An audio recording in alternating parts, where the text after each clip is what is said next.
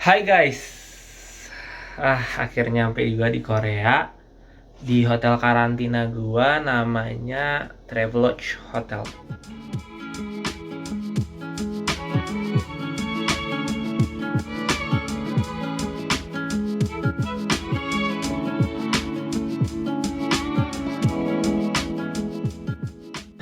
Tadi di bandara benar-benar ribet ya.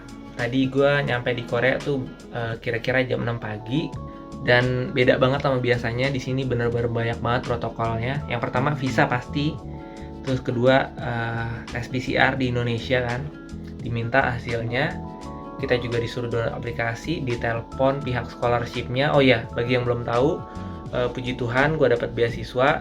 Nama programnya itu MGLEP. Jadi Master Program for Global Leaders in Environmental Policy. Gitu. Kalau ke Korea itu sekarang ini pas masa COVID belum bisa ya untuk turis biasa. Jadi hanya untuk keperluan belajar, kerja, atau misalnya nyamperin keluarga. Jadi kalian bagi yang mau kesini kalau punya keluarga bisa tuh. Tapi kalau nggak punya keluarga yang tinggal di sini atau setidaknya punya alien card lah. Alien card tuh kayak KTP-nya penduduk asing sini lah gitu. Nah itu kalian bisa. Tapi selama di sini 14 hari bisa lah. It's a good hotel tuh.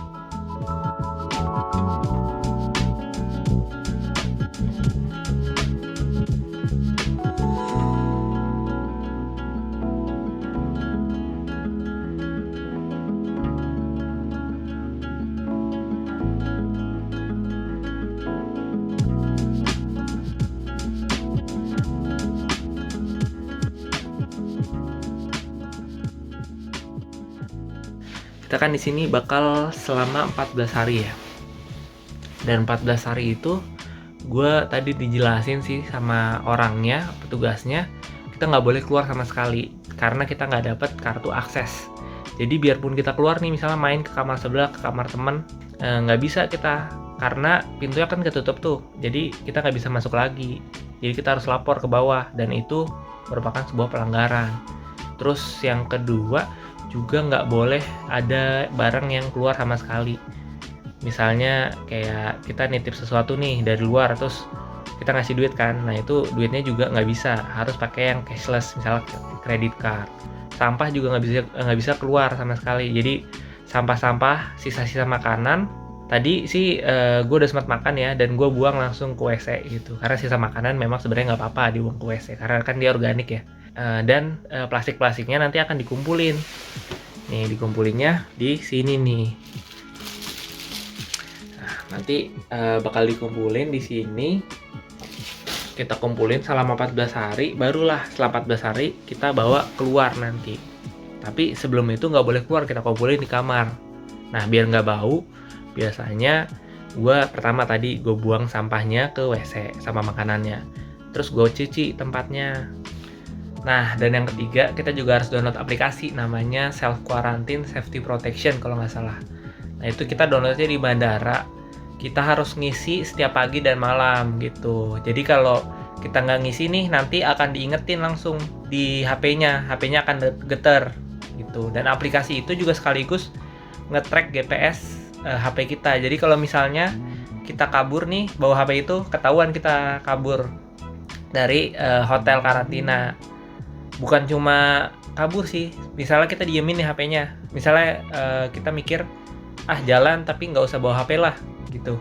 Nah itu tetap ketahuan karena memang kalau kita nggak gerak sama sekali, kedetek bahwa ada inactivity atau keanehan gitu. Kayak tadi nih, gue baru nyampe langsung tidur, terus tiba-tiba HP gue geter, ternyata pengingat karena gue nggak gerak-gerak gitu. Padahal masih sore. Kalau malam sih kayaknya dia ada programnya gitu lah, tahu kalau kita lagi tidur. Kira-kira cara pengisiannya kayak gini nih. Ya, ini aplikasinya nih, namanya Self Quarantine Safety Protection. Gampang banget caranya. Tinggal ketik aja nih yang paling atas, terus ukur suhunya. Suhu gue tadi gue udah ukur 36,6. Oke, batuk enggak, sakit tenggorokan enggak, sesak enggak, udah deh, and confirm, langsung masuk datanya. Nah gitu cara pengisiannya. Mungkin teman-teman penasaran kali di luar dan di dalam hotelnya ada apa aja sih yang unik-unik, nanti gue tunjukin. Yuk. Jadi ini koridornya. Tuh ada orang-orang penerima beasiswa lain. Kamar-kamar sebelah. Dan ini pintu, kalau misalnya ketutup, gue nggak bisa masuk lagi karena nggak ada akses cardnya. Itu aksesnya kertas.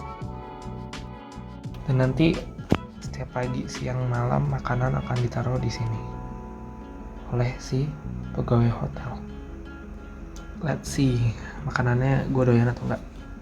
Wih, ada yang ngetok tuh. Kita lihat ada apa. Wih, mantap snack. Pelayanan di sini benar-benar bagus sih. Dapat makanan-makanan Korea. Nanti kita coba satu-satu ya. Simpan dulu. Oh iya, dan di sini gue bawa ini tadi makanan Korea yang gue udah coba. Jagung biasa, popcorn, terus deodoran. Ya ini madu nih, penting nih buat menjaga kesehatan selama karantina. Karena kalau gue kena COVID di sini, gue belum ditanggung oleh asuransi si pemerintah Korea. Jadi gue harus bayar sendiri.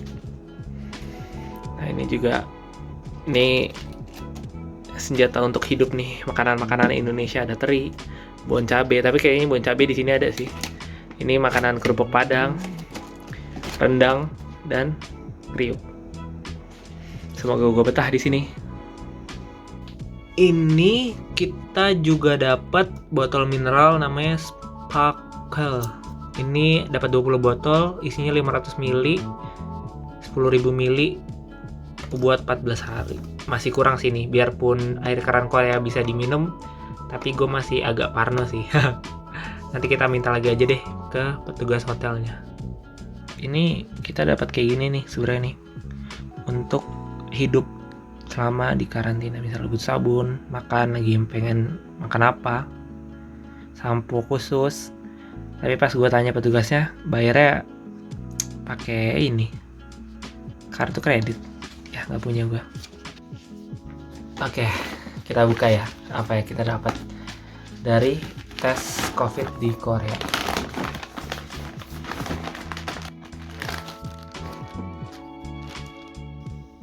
Gue bawa masker. Masker lagi, hand sanitizer, dan temperatur gambar ya. Kita cek dalamnya. Oh iya, masker lagi.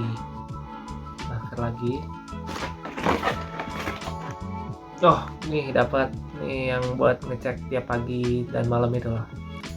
Aplikasi karantin. Dan